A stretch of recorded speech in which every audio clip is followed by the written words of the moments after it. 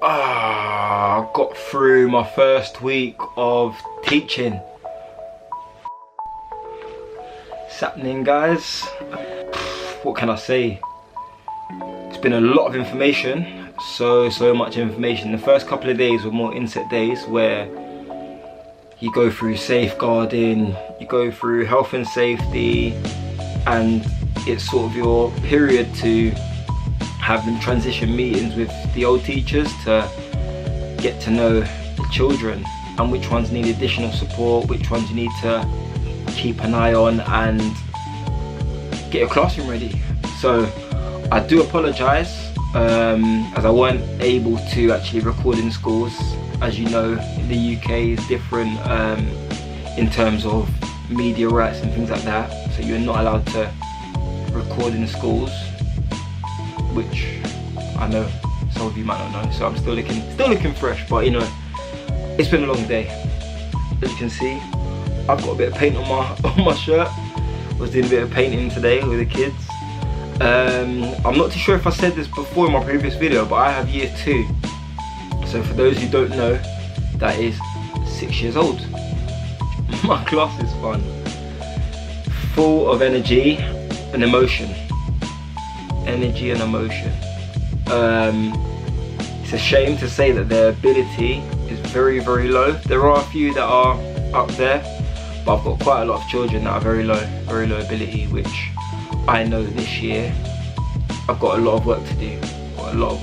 Along with my mentor, so I'm hoping I learn a lot and get them ready for their SATs next year, which I feel like I can do. I had a little bit of teaching yesterday where Wednesday, where I introduced an activity I called the passport. So it's a class passport,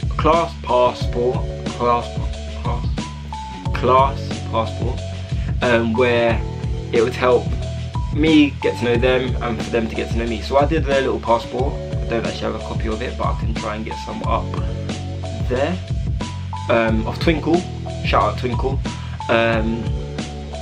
And it was just like, my name is blah blah blah, I am blah blah blah years old, I like. So for example, I had a student, he was 6 years old, he liked swimming, he doesn't like homework. Who likes homework? But he doesn't like homework.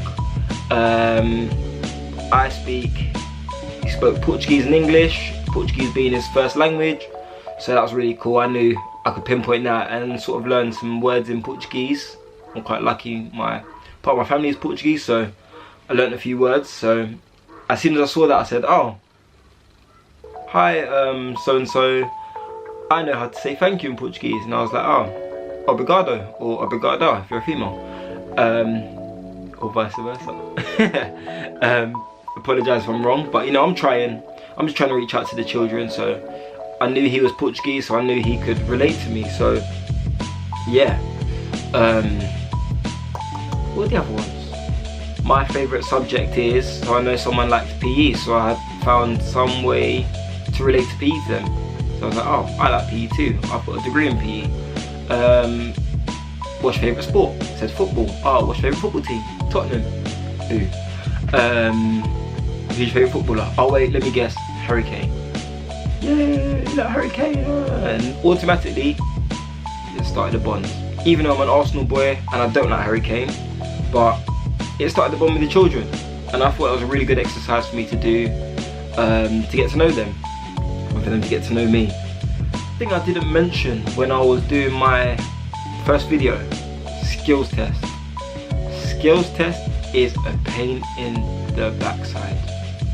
I'm not gonna lie to any of you at all and say, oh yeah, it's easy, it's a walk in the park, blah, blah, you ain't got to revise, to do anything. That's a lie.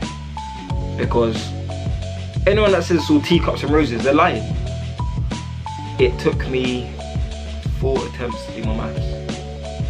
Very, very difficult. It's not even difficult, it is just mentally challenging, you know. The mum's calling me. Sorry, mum was asking me what I wanted for dinner. Lovely, I love her mum. Where was I? Yeah, I failed my math skills test 4 times. No, 3 times. and I passed on my 4th go. So that took a lot of revision. And for those who do not know, teaching wasn't always in my plans. So I left school and got a D in maths. So I made last year very difficult for myself. So balancing my job that I already had in the school, I had to, well, I wanted to retake my maths. So I retook it all, which consisted of 2 exams, which I tried to do the fast route and did intensive courses when I could. So sacrificed all my half terms because I was still in school at the time, and I redid my maths, which I got out of the way relatively quickly because I actually put my mind to it. So that was out of the way. And then I had to study for my skills test. I only had, so once I had my interview for Harris Academy, I then only had probably about 2 months to study and take my 2 exams. So I knew I had 8 weeks, a lot of stress, a lot of sacrifices had to be made. I couldn't make training sometimes, couldn't go and meet up with my friends, couldn't go out. But that's the sort of thing you have to do if you want to succeed. So I thought, because I took my maths, it's going to be relatively fresh in my head, so let me just study. I used Numeracy Ready, which I'm going to put up there. And that really helped. Shout out to the guys at Nightingale that told me about that. Really helpful. And also when I took my English, because I knew I was quite strong in English anyway, I used the online papers on the skills test website to go through. I think they had 4 different papers and it had 4 different settings. So one would be without text, without audio and things like that, which are relatively straightforward, which was very useful when I took my English. I passed that on my 2nd go, I think. 2nd go, lucky number 2. But guys, do not be disheartened and stressed out. I know this year is the first year that they have lifted the blocking of accounts, so I'm quite lucky because I would have been blocked out and I probably wouldn't be teaching right now, because 3 strikes, if you fail 3 times, you're out and you're blocked for 2 years, which I think is a shame. I know a lot of teachers now are going to say, oh, we're very lucky, but I feel like this is why there isn't many teachers in the UK, because you get blocked out. Most people are like, well, you can either wait 2 years in a dead-end job and then retry, but more time they just find another profession because they've had enough. They want to get on with their life, have kids. If you've had kids, you don't really want to go back to teaching because it takes up a lot of time. So I feel like lifting that ban on the account is really useful, because people like me, I'm black and I'm a male. Them 2 things are not very common in the UK and in schools really. Because I do get a lot of questions, you're only 23, why are you in a school? Or what did I get the other day? I would have never known what I wanted to do when I was 23. To be honest, I'm quite fortunate that I know what I want to do now that I'm 23. Because if you asked me 3 years ago, I wouldn't have a clue. Would not have a clue what I was doing. So I feel like me going through them processes, shout out to St. Mary's, you know. Uni isn't great, but my course was amazing. And I had a module that got me so prepared for this. No, 2 modules, early years and the one with the teaching standards, them 2. So I'm not totally oblivious to what's going on in my school at the moment, because I know what teaching standard, I know what 8 teaching standards are, not off the top of my head, but I know what sort of things they're looking for. So behaviour, lesson planning, creating a positive environment and things like that. I'm going to try and put the 8 teaching standards up here, alright? And they're very useful to know, because then you can practice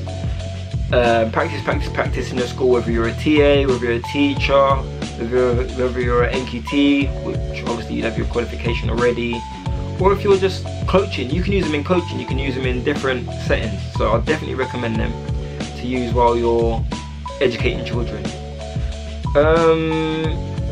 What do I need to say about skills test still? Yeah, perseverance, keep going. You're gonna fail once, twice, 3 times, 4 times, 5 times. Just keep at it, because you're gonna make a difference.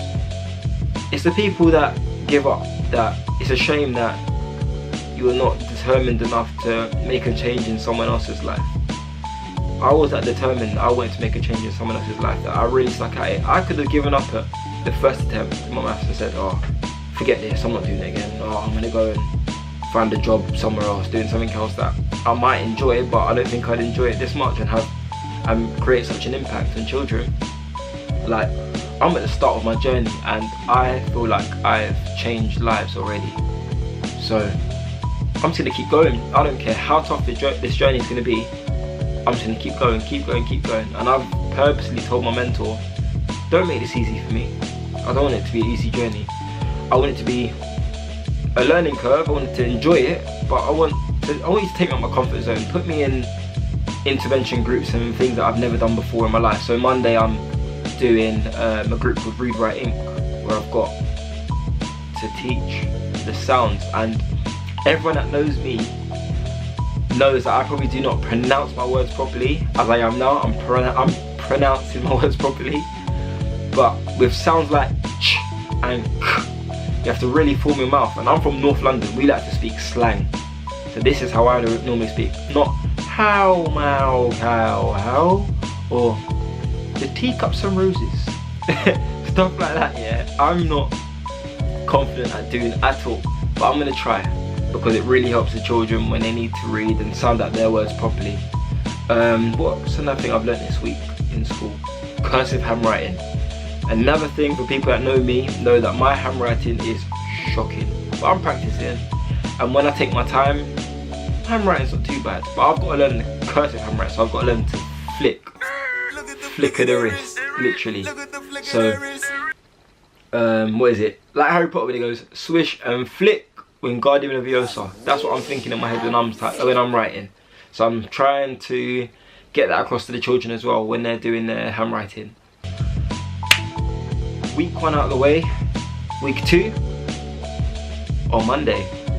So I've got 2 lessons I'm hoping to teach next week. One's PSHE and one's PE. PE is obviously my background, and PSHE, don't really know, but we'll give it a go. And I'm also observing next week, so I might try and show you my observation letters. I'm going to show you my folders and stuff next week at the end of week 2. And I've also had my first week of lectures, which has been good. It's just talking about reflections and looking back on your teaching. I know I've only taught a little bit, so I'll be using more of it next week. So what sort of reflective practices I'm using when I'm reflecting on my teaching, and obviously taking my feedback from my mentors and sort of putting it into my next sort of lessons. So we're going to see how that goes. So like I always say, like, comment, subscribe, and stay tuned.